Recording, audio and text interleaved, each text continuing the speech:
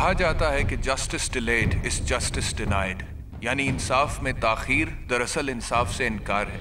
और अगर ये सच है तो बड़े अफसोस से कहना पड़ता है कि हमारी अदालतों की सतह पर यह नाइंसाफी हर रोज बरसा बरस से हो रही है। कोर्ट कचहरी से जुड़ी दुनिया में जराइम के संगीन वाकयात से लेकर जायदाद के तनाज़ात समेत हर रोज मातहत अदालतों में लाखों मुकदमात की समाअत की तारीख तो आती है, मगर सिर्फ और सिर्फ अगली तारीख हासिल करने के लिए।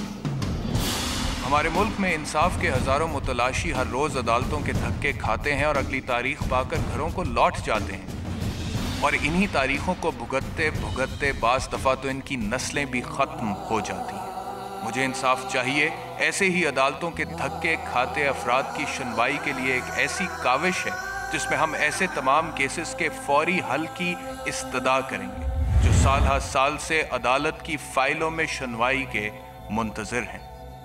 बिस्मिल्लाहिर्रहमानिर्रहीम। अस्सलाम वालेकुम नाजरीन। बंदे का नाम है बैरिस्टर एहतशाम अमीरुद्दीन। प्रोग्राम में खुशामदीद। नाजरीन, ये वही चेहरा है जो कुछ अर्सा पहले आप अपनी टेलीविज़न स्क्रीन्स पर मुलाहिज़ा फरमाया करते थे।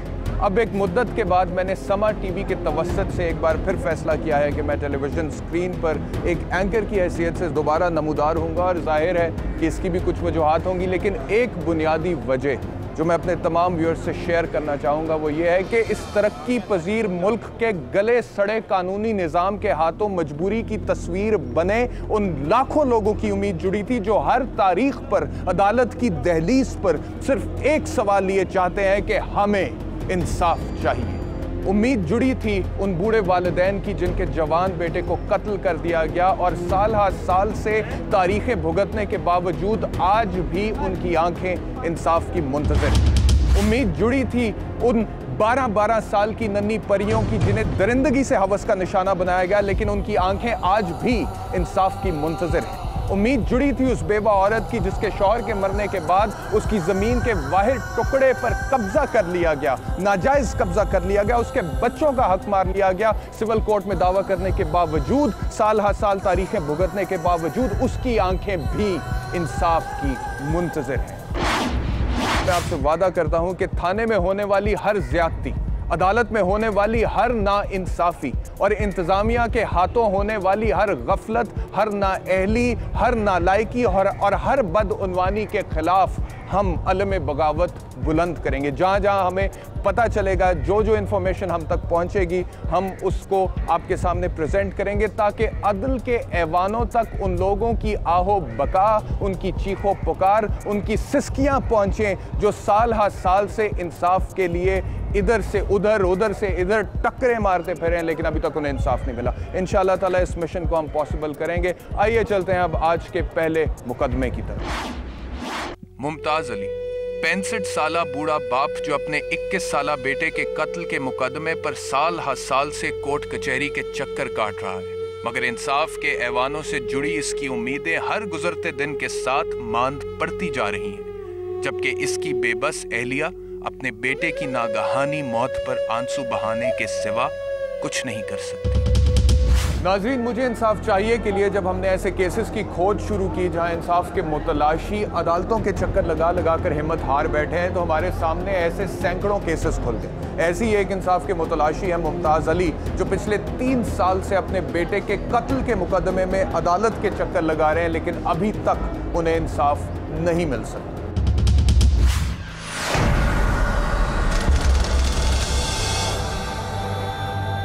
मुझे तो इंसाफ भी नहीं मिला।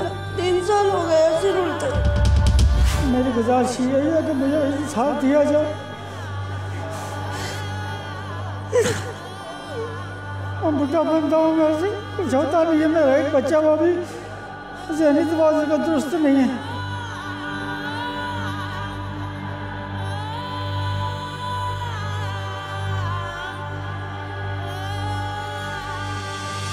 बड़ी बेरहमी से उन लोगों ने कत्ल करा।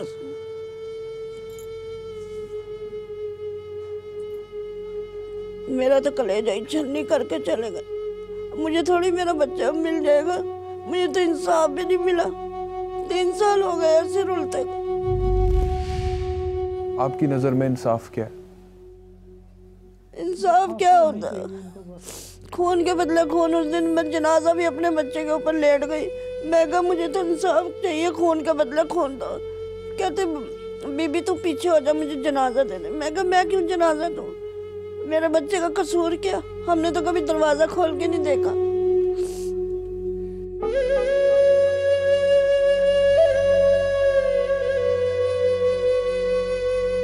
शाहिद अली जो इस घर का वाहिद कफील था, एक रिक्शा वाले के पास हेल्पर का काम करता था। एक शाम इसका मालिक अपने एक दोस्त के साथ आया और शाहिद को घर से बुलाकर ले गया। इसके बूढ़े वालिदैन को नहीं पता था कि इनके बेटे के साथ क्या होने वाला है। उनकी उसकी बलि चढ़ा दी और 3 हिस्से करके टोटे टोटे करके फेंक दिया ताकि जानवर वगैरह खा ले। ये आपको किसने बताया कि उसकी बलि चढ़ाने के लिए इस तरह से कत्ल किया? ये थाने के अंदर बात उन्होंने करी, इंस्पेक्टर के सामने, दोनों मुलजिमों ने। मैं तो घर में इतनी गुर्बत है, 2 बेटी मेरी जवान बेटी हैं, मियाँ मेरा बूढ़ा है, बच्चे का दिमाग वो सही नहीं, वो भी नहीं कमाता।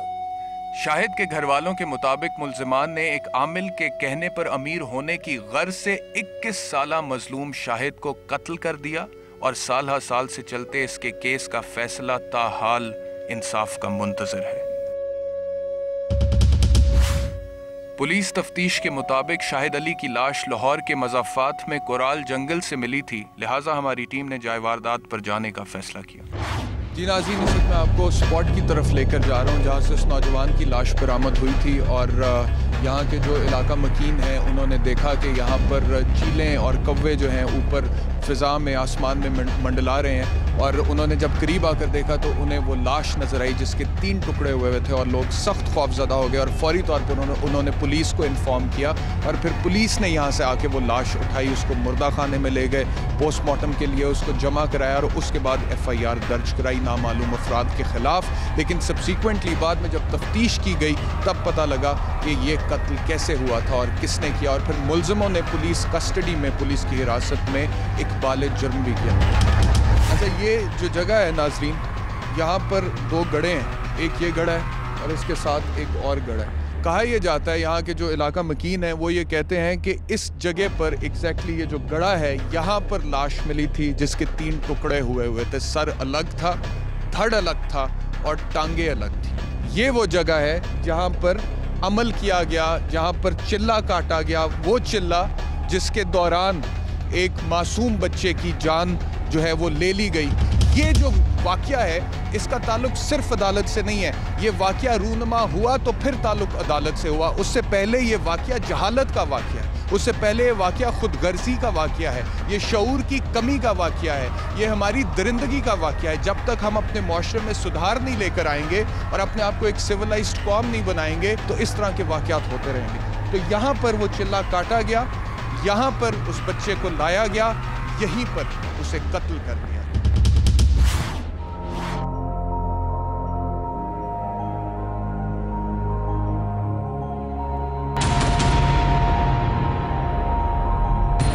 मुमताज़ अली साहब हमारे साथ है। मुमताज़ साहब, यही वो जगह है जी जहाँ से लाश बरामद हुई? जी यही जगह है वो जहाँ से लाश बच्चे की मिली।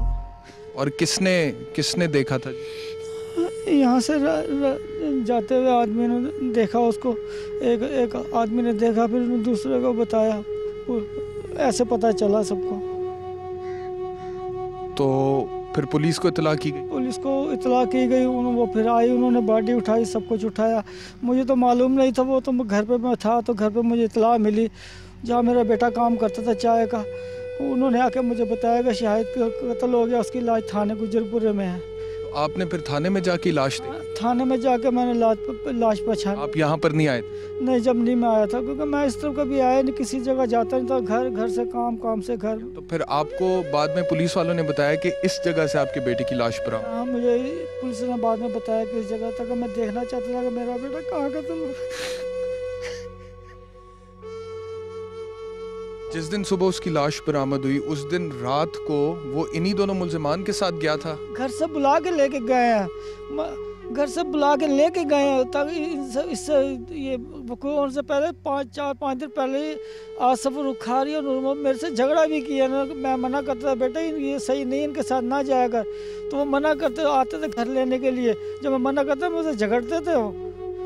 ये हकीकत में कह रहा हूँ, मैं खुदा लगती बात। अच्छा, रात को वो घर से बुलाकर लेकर गए और सुबह आपके बेटे की लाश बरामद? नहीं, दूसरे दिन शाम को 4 बजे लाश बरामद। वो था, यानी कि उस रात उसकी मौत वाक़या हो गई? जी हाँ साहब, 12 साढ़े 12 बजे तकरीबन उसकी लाश वाक़या हो गई थी, मौत वाक़या हो गई थी। उस टाइम पे जब उस बच्चे के साथ ये ज़्यादती हो रही थी, उसे कत्ल किया जा रहा था, तो उसने कोई मुज़ाहमत नहीं की? कोई ऐसा इल्म है आपको ऐसी किसी बात? जी, मज़ाहमत तो डेफिनेट बात है, उसने की थी, मगर वो इस तरह नशे में था कि वो प्रॉपर तरीके से मज़ाहमत नहीं कर पाया। और फर्स्ट ऑफ ऑल उसकी नशे में कैसे था? उनको नशा वाली दवात पे आई हुई थी, शरबत पिलाया हुआ था नशे वाला।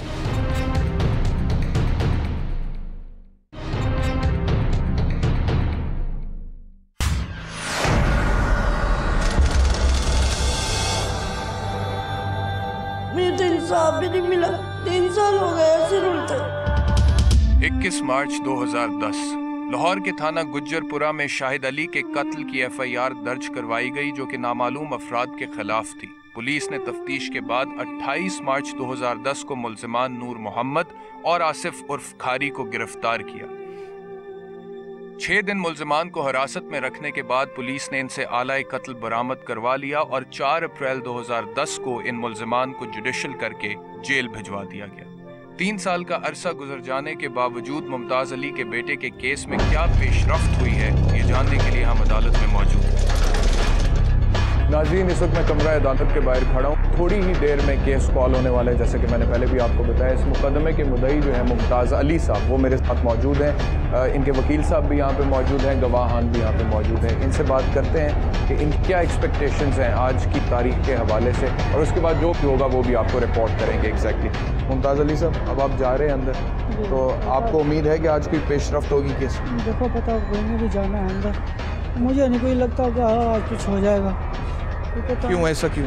तो 4 साल हो गए, तारीख ही डल रही है, बस कोई फैसला नहीं हो रहा। आप देख सकते हैं कि फ़िलहाल तो इनके चेहरे पर मायूसी आया है। केस कॉल होने वाला है, ये जाते हैं अंदर, उसके बाद फिर हम आपको बताएंगे कि क्या हो। शाहिद अली के केस में मुल्जिमान के जुडिशल होने के बाद 24 अगस्त 2010 को इन पर फर्द जुर्म आयद कर दी गई। मुद्दई की जानिब से इस केस में 19 मुल्जिमान की गवाही होना थी, मगर 3 साल का अरसा गुजर जाने के बावजूद ताहाल सिर्फ 13 मुल्जिमान की गवाही कोर्ट में हो सकी है, जबकि इस केस के सबसे बड़े सबूत यानी जाए वारदात पर मौजूद खून आलूद मट्टी और आलाए कत्ल पर लगे खून के सैंपल्स को भी लेबॉर्ट्री टेस्ट के लिए नहीं भिजवाया गया। नाज़रीन, केस कॉल हुआ, केस में तारीख भी डल चुकी, और तारीख डलने से पहले केस में कोई पेशरफ्त हुई है या नहीं, ये हम जानते हैं। मुद्दई के वकील एडवोकेट अमजद सईद से हमारे साथ मौजूद हैं इस वक्त। अस्सलाम वालेकुम। मुझे बताइएगा कि आज के केस में क्या प्रोग्रेस हुई?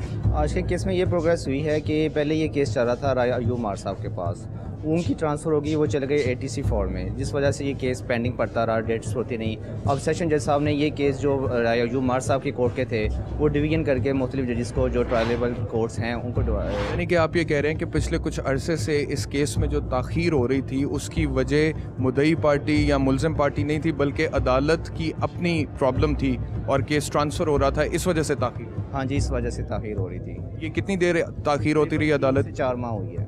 यानी कि 3-4 माह से ताख़ीर सिर्फ इसलिए हो रही है कि अदालत ने केस ट्रांसफ़र कर दिया। इनकी जगह पे राय अयूब मार साहब की जगह पे कोई प्रॉपर जजेस का भी रोस्टर नहीं आया था, नए जजेस का, जिस वजह से अब सेशन जज साहब ने उनके जो केसेस हैं, ताकि केसेस में डिले ना हो, उनको रेफ़र कर दिया दूसरी को। ट्रांसफ़र किया इसलिए कि ताकि डिसीजंस जो हो जल्द से जल्द हो, क्योंकि डायरेक्शन केसेस होते हैं ये, इसमें एज सुन एज पॉसिबल जो है वो फैसला होना और जिन जज साहब के पास पहले था, उनके पास वर्कलोड बहुत ज़्यादा था? नहीं, वो ऐसी बात नहीं है, वर्कआउट नहीं था, उनकी तरक्की हो गई है ना, उनकी तरक्की होगी। अच्छा, अब जैसा कि इन्होंने बताया कि जज साहब जिनके पास एक केस पहले लगा हुआ था, उनकी तरक्की हो गई और वो चले गए यहाँ से, और केस पेंडिंग रहा उस अदालत में, लेकिन कोर्ट में कोई जज नहीं था, और नए जज को केस सौंपते सौंपते 3 से 4 माह का अरसा लग गया। और ये जो 3-4 माह की ताख़ीर है, ये शायद हमें कोई ख़ास फ़र्क नहीं पड़ता ये बोलने से, लेकिन जिस आदमी की आस होती है, जिसकी उम्मीद होती है, जो हर तारीख़ पर इंसाफ लेने के लिए अदालत की दहलीज़ पर आता है, उसे बहुत तकलीफ़ होती है जब यहाँ पर आने, और ख़ास तौर पे ऐसा गरीब आदमी जो पैसे इकट्ठे करके, तारीख़ का ख़र्चा इकट्ठा करके पब्लिक ट्रांसपोर्ट में कोर्ट पहुँचता है, और फिर उसे पता लगता है कि आज भी जज साहब नहीं है, अगली तारीख़ पर पता लगता है फिर जज साहब नहीं है। अच्छा, 2-3 चीज़ें और मैं आपसे पूछना चाहता हूँ। मुझे बताइएगा कि आपको क्या लगता है कि आपके क्लाइंट का केस कितना स्ट्रॉन्ग? सर इसमें जो माशाल्लाह हमारा केस जो है वो सही जा रहा है। हमारे जो आई सीन विटनेस हैं वो रेगुलर कोर्ट्स में आ रहे हैं, उनकी एविडेंस हो चुकी है, उन पे क्रॉस एग्जामिनेशन होनी है, जिस वजह से केस अभी तक पेंडिंग जा रहा है। कितनी देर पहले एविडेंस हुई? ये लास्ट तकरीबन 4 मंथ अगो जो है ये जो है एविडेंस हो चुकी हुई है। और क्रॉस एग्जामिनेशन यानी कि जिरा जो होती है वो मुलजिम पार्टी ने अभी तक नहीं अभी तक नहीं की, क्योंकि अपना कोर्ट ट्रांसफ़र हो गई थी, जिस वजह से जिरा ना हो पाई। मुलजिम पार्टी की तरफ से भी इस केस में कभी डिलेइंग टैक्टिक्स इस्तेमाल? डेफिनेट बात है, कभी कोर्ट्स में जो हैं इनके जो लॉयर्स हैं वो आउट ऑफ स्टेशन से आते हैं, जिस वजह से वो प्रॉपर तरीके से कभी नहीं आ पाते, जिस वजह से डिले हो जाती है। अच्छा, मुझे एक बात और बताइएगा कि मुझे मुदई जो हैं इस मुकदमे के, मकतूल के जो वालिद हैं, उन्होंने बताया कि उनके बेटे को कत्ल किया गया, जंगल में ले गए, वहाँ पे उन्होंने अमल किया, चिल्ला काटा और उसके दौरान उसकी बलि चढ़ा दी, उसे ज़िबा कर दिया। क्या ये सारी कहानी सच है? हाँ जी, ये बिल्कुल सच है। उस टाइम पे जब उस बच्चे के साथ ये ज़्यादती हो रही थी, उसे कत्ल किया जा रहा था, तो उसने कोई मुज़ाहमत नहीं की? कोई ऐसा इल्म है आपको ऐसी किसी बात? जी, मज़ामत तो डेफिनेट बात है उसने की थी, मगर वो इस तरह नशे में था कि वो प्रॉपर तरीके से मज़ामत नहीं कर पाया। और फर्स्ट ऑफ ऑल उसकी नशे में कैसे था? उनको नशा वर दवात पे आई हुई थी, शरबत पिलाया हुआ था, नशे वाला शरबत पिलाया हुआ था। बेहोश था वो। जी हाँ, फिर उसकी गर्दन पे जो है वो छुरी फेर दी।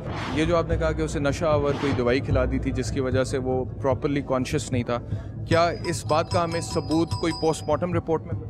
ये रिपोर्ट जो है बाकायदा एक एग्जामिनर रिपोर्ट होती है MLC, वो आ गई और फ़र्द अमवात आ गई हुई है। जो एग्जामिनर की रिपोर्ट आनी है वो भी स्टिल पेंडिंग है, वो अभी तक नहीं आई। वो IO साहब जो है अभी तक लेके जो है उन्होंने मिसल का हिस्सा नहीं बनाया।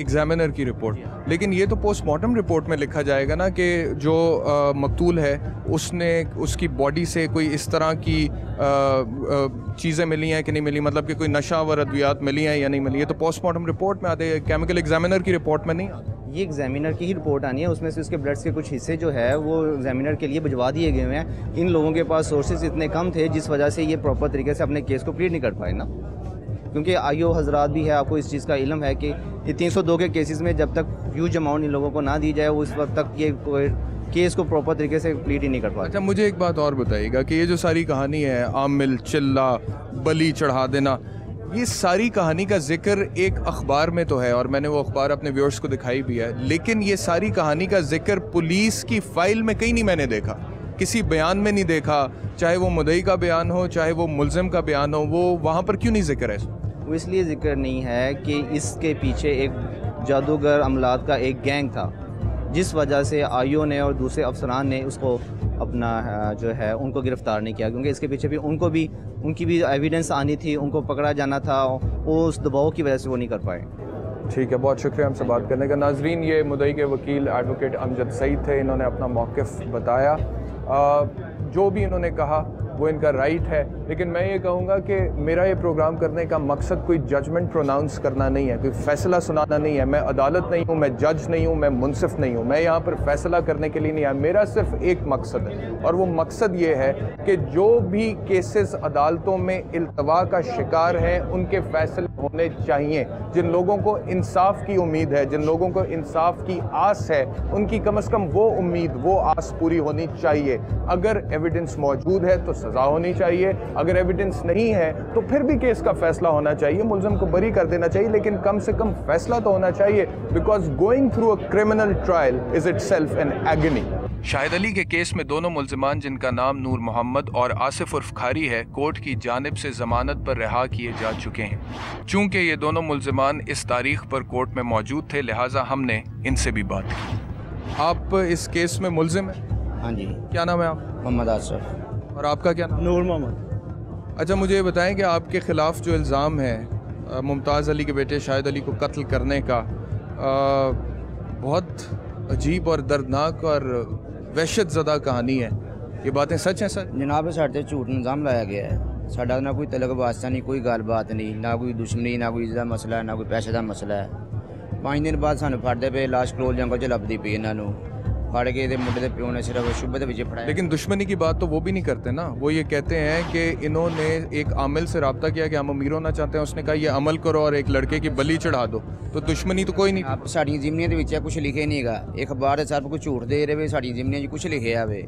साढ़े ते ऐसा कोई निज़ाम नहीं है, साढ़े ते झूठा निज़ाम। ज़िमनियों में कैसे लिखा जाएगा यार, जब ज़िमनियाँ तो बनती बहुत बाद में है। पुलिस ये कहती है कि आप दोनों ने पुलिस कस्टडी में इकरार जुर्म किया है, क्या ये बात दुरुस्त नहीं? नहीं जनाब, दुरुस्त नहीं है, गलत बात है। पुलिस तशद्दुद इतना करती है कि कोई भी इंसान हो वो खुद ब खुद ही मान जाता है। उन्होंने आप मान गए थे पुलिस तशद्दुद की वजह? तशद्दुद ही इतना किया है, 10 दिन हम पे तशद्दुद करते रहे, थाने से बाहर रखकर, किसी गोदाम में रखकर। क्या तशद्दुद किया? तशद्दुद उल्टी बुक लगा कर ना लटका देते हैं, पैरों पर मारते हैं, और करंट वाली इतनी सारी मशीन रखी हुई है वो उसके झटके लगाते हैं, उल्टा लटका कर पांजे मारते हैं, इतना तशद्दुद करते हैं। कोई आम इंसान को भी पकड़ उस पर भी तशद्दुद करें तो वो भी कत्ल का केस मान जाए। तो जब तुम पे ये तशद्दुद किया पुलिस ने, उसके बाद फिर तुमने पुलिस के सामने क्या मांगा? हमने इकरार ही करना था, इतना तशद्दुद कर दिया था। मैं तो पहले ही मजबूर हूँ, मुझसे तो मार बर्दाश्त नहीं हुई, मैंने इकरार किया। अगर मुझे बेनज़ीर का कत्ल भी कहते मैं वो भी इकरार कर आ जाता। तुमने भी इकरार किया और इसने भी इकरार? जी, इसने भी किया है, तशद्दुद ही इतना किया है, लेकिन हमने ये कत्ल किया नहीं है। तो फिर किसने किया? ये हमको नहीं मालूम किसने किया किसने नहीं किया। 3 दिन खड़ते रही जनाब मारना से करੋਲ जंगर रात ਨੂੰ 2:30 में पुलिस खड़ती जी मारना से, क्यों ਅਸੀਂ कतल ही नहीं किया ना, सानू फड़िया घर चो रिक्शा चलाते ने फड़िया बाहरों। घर वाले उसके ये कहते हैं मकतूल के कि आखिरी बार उसे तुम दोनों के साथ देखा था, आखिरी बार वो तुम दोनों के साथ गया था। जनाब ये रिक्शा चलाता है और मैं इलेक्ट्रीशियन का काम करता हूँ, मैं इसको जानता ही नहीं। ਅਸੀਂ बेगुनाह गए हैं, डर सानू चीज़ का नहीं, ਅਸੀਂ बेगुनाह गए हैं। साढ़े फिर 16 ਲੱਖ रुपया मंगता इस चीज़ का। हूँ जिवें मैंने 16 ਲੱਖ रुपया दो, मैं ਤੁਹਾਡਾ सुलह करना, ਜਾਂ ਮੈਨੂੰ चैना स्कीम मकान लैके दवो, मैं ਤੁਹਾਡਾ सुलह करना। मैं गरीब आदमी हूं, मैं किराए पर रहना वा। अगर तुम भी चाहते हो कि मुकदमे का फैसला हो जाए तो फिर ताखीर के हरबे क्यों इस्तेमाल कर? जनाब कोई हरबा नहीं, वो दही हूँ मंगता पाया पैसे, कहता मैं 16 ਲੱਖ दवो। जनाब वकील साढ़े को मुँह पैसे मंगता रहा, असं कितों दईए, किराए पर मकान है। वकील साहब ने कहा है कि ये लोग ताखीर के हरबे इस्तेमाल करें केस को डिले करना। नहीं, हम तो चाहते हैं, वो तो 1.5 साल हो गया, कभी उनका कोई गवाह नहीं आता, कभी तफ्तीशी नहीं आता, कभी कुछ नहीं आता। इसमें हमारा कसूर है। हम तो कहते हैं जल्द से जल्द ये केस ख़त्म हो, और हम 3.5 साल से इस मुसीबत में फंसे। जेल में कितनी देर? 2.5 साल रहे हैं जेल में। जनाब 2.5 साल रहे हैं ना, दही लैके नहीं आता वकील अपना, कभी वकील नहीं आता, कभी मदई नहीं आता, कभी ਇਹਦਾ कोई शादी बाहर चला जाता वे, कभी बाहरों आ जाता वे, सब झूठ मारता जनाब।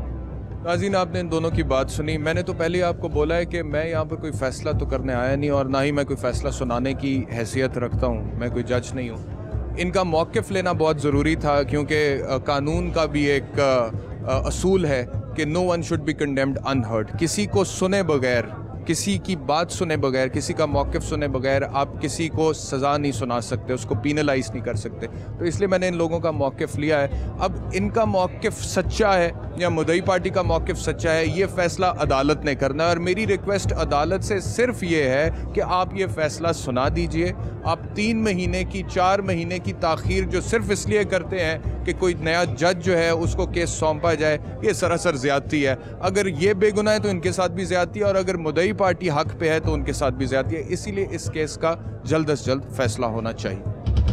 मुझे ये बताइएगा कि आपका जो बच्चा था, आप कहते हैं कि उसे जंगल में ले गए और उसको ज़िबा कर दिया, आपके ख्याल में उसने मुज़ामत नहीं की होगी? मुज़ामत कमज़ोर था, वो उसका एक बाजू भी कटा हुआ था, एक टांग भी सी मजूर था से, और वैसे भी ज़हनी कमज़ोर था वो, तो उसने बेचारे ने क्या करनी थी।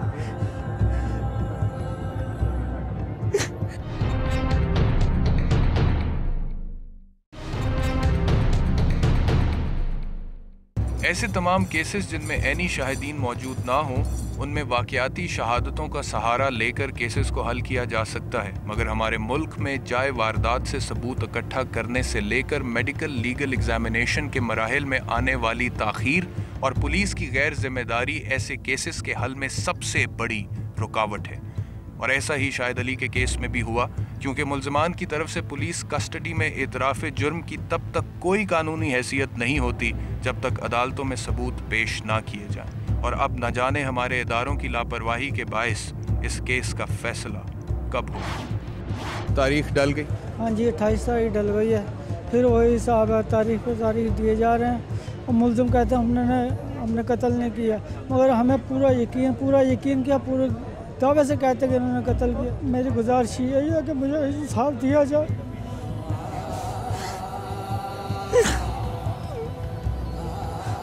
बुढ़ा बनता हूँ, मैं से कुछ होता नहीं है। मेरा एक बच्चा वो भी ज़हनी तवाज़ुन का दुरुस्त नहीं है। मैं तो जीता जी मर गया। इन्होंने मेरे साथ आके बहुत बड़ी ज़्यादती करी। मुझे ये बताइएगा कि आपका जो बच्चा था, आप कहते हैं कि उसे जंगल में ले गए और उसको ज़िबा कर दिया। आपके ख्याल में उसने मुज़ामत नहीं की होगी? मुज़ामत कमज़ोर था, वो उसका एक बाजू भी कटा हुआ था, एक टांग भी उसी माजूर था से, और वैसे भी ज़हनी कमज़ोर था वो, तो उसने बेचारे ने क्या करनी थी।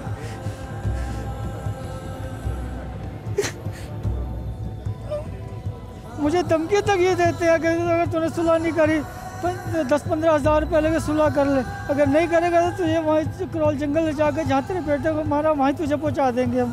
गुंजाइश नहीं है तो कि मैं अदालत के चक्कर काटता, फिर वकील साहब मुझे अल्लाह ने और तरक्की दे, उन्होंने मेरा बड़ा साथ दिया। मेरे पास किसी वक्त पैसे किराए के लिए भी नहीं, तो वो भी मुझे देते हैं, वो इतना मैं मजबूर हूँ। तो मुझे ये बताइएगा कि मैं जब मुल्ज़िम पार्टी से बात कर रहा था तो उन्होंने मुझसे कहा कि मुद्दई जो है वो हमसे 16 लाख रुपया मांग रहे हैं सुलह करने के लिए। मैंने उनसे एक पैसा नहीं मांगा, मैं अदालत में आकर मुझे वो कहते 50,000 ले ले, हमारा रक्षा ले ले, हमें माफ़ कर दे, पहले ये कहते थे, अब बाद में मुझे धमकी देने लग गए हैं ये। अच्छा, आप चाहते हैं कि मुकदमे का फ़ैसला जल्दी हो जाए? जल्दी फैसला हो जाए। और अगर फ़ैसले में वो लोग बरी हो जाते हैं तो? वो अल्लाह की तरफ से बरे, अल्लाह उनको पकड़ने वाला है।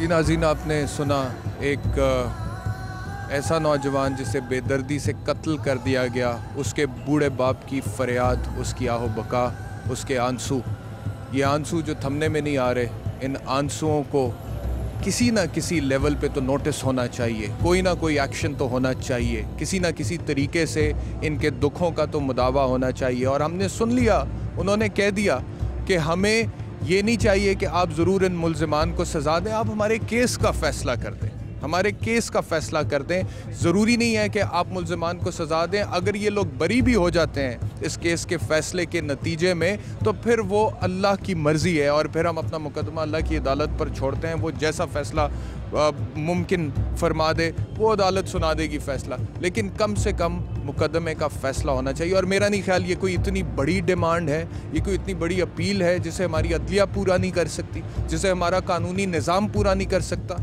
इसीलिए मेरी भी ये रिक्वेस्ट है कि इस मुकदमे में डायरेक्शन दी जाए और इसे जल्द अज जल्द हल करने का कहा जाए।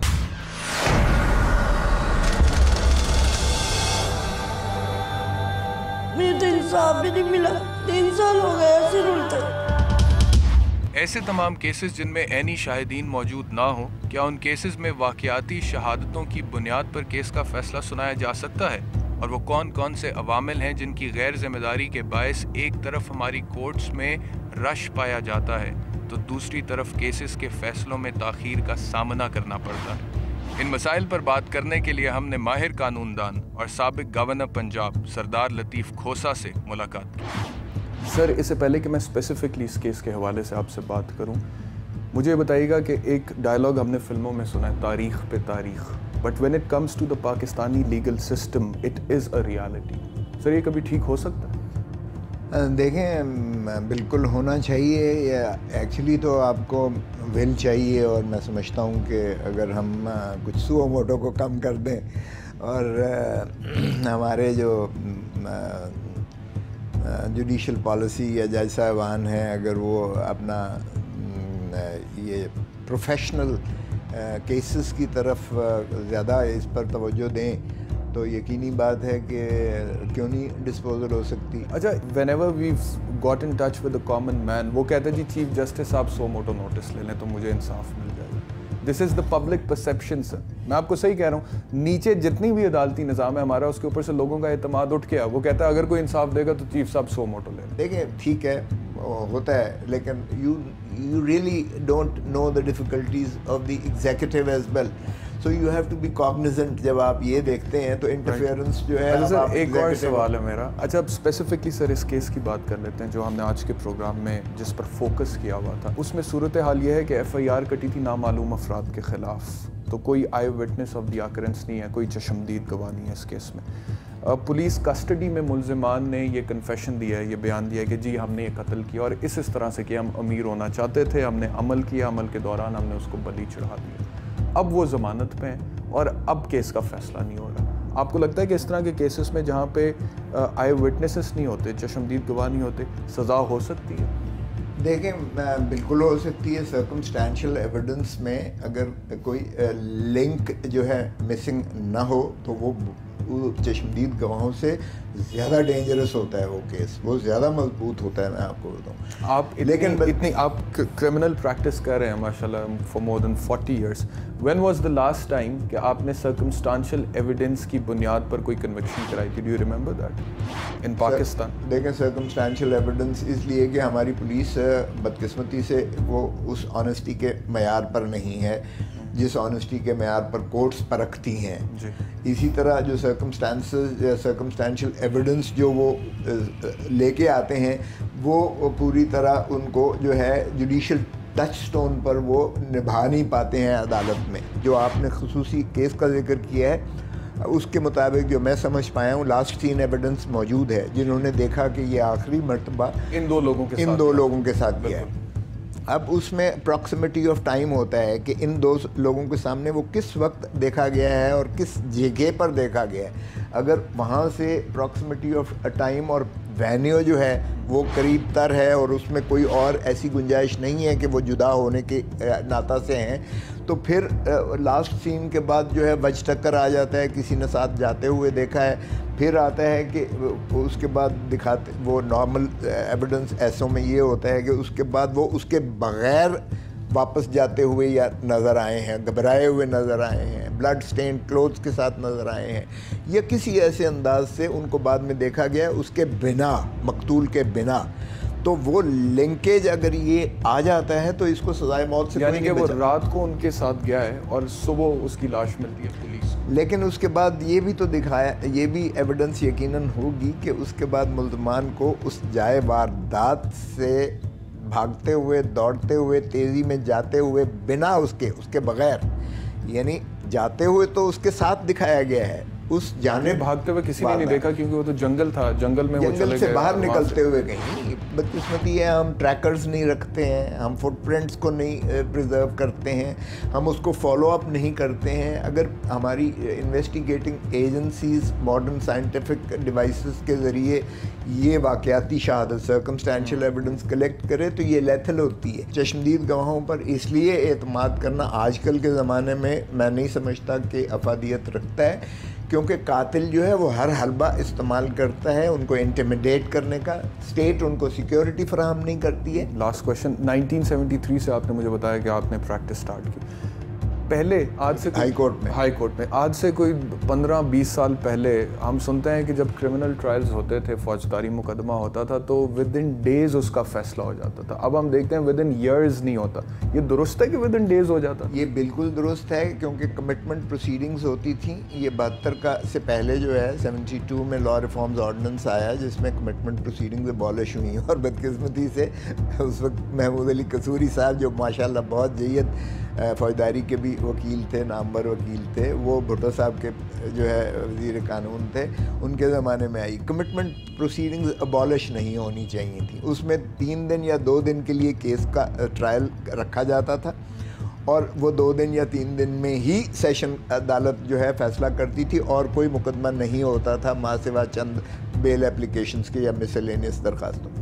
लेकिन मैं कहूँगा कि उस वक्त इतना ना तो आबादी ये थी जो आज है 20 करोड़ पे हम पहुँचे जा रहे हैं, उस वक्त 4.5 करोड़ लोड भी है नहीं। हाँ जी, और ना इतना लोड था उस वक्त कोर्ट्स पर, अदालतों पर। Khosa sahab, thank you very much for coming to the show. बहुत अच्छी आपने बातें की। हम उम्मीद करते हैं कि हमारे लीगल सिस्टम की हालत कुछ बेहतर हो सके। और ये बात दुरुस्त है, हज़रत अली करमुल्लाह वजह का भी कॉल है कि कुफ्र पर मबनी माशरा तो कायम रह सकता है नाज़रीन, लेकिन जुल्म पर मबनी माशरा कायम नहीं रह सकता। और हर वो माशरा जिसमें इंसाफ नहीं होगा उसमें जुल्म होगा। लेट्स होप कि सिचुएशन, सूरत हाल बेहतर हो जाए। नाजरीन, निज़ाम आदल किसी भी मुआशरे की बका के लिए इतना ही ज़रूरी है कि जितना सांस लेने के लिए ताज़ा हवा।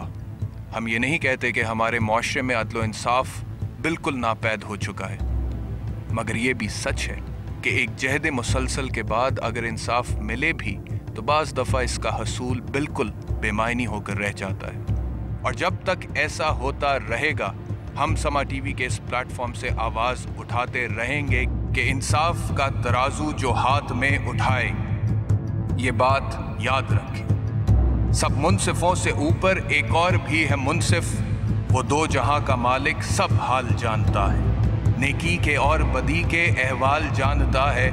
दुनिया के फैसलों से मायूस होने वाला ऐसा ना हो कि उसके दरबार में पुकारे, ऐसा ना हो कि उसके दरबार का तराजू एक बार फिर से तोले और फैसला सुना दे, वो फैसला कि जिससे ये रूह काम उठे।